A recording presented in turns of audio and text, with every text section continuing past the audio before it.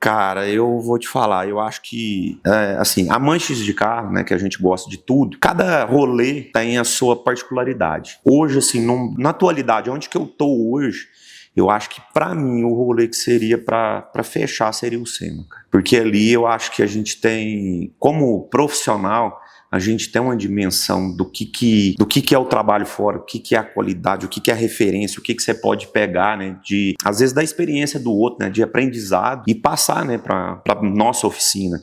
Então seria algo que eu queria muito, né. Lógico, aí como amante de velocidade de motor, um Armagedon, né, como um amante de história, né, de carros, Águas de Lindóia. Então, cada rolê tem a sua particularidade, mas hoje falar assim, não, eu tenho um passe livre para ir, seria o SEMA. SEMA Show. SEMA Show seria para fechar mesmo, com chave de ouro.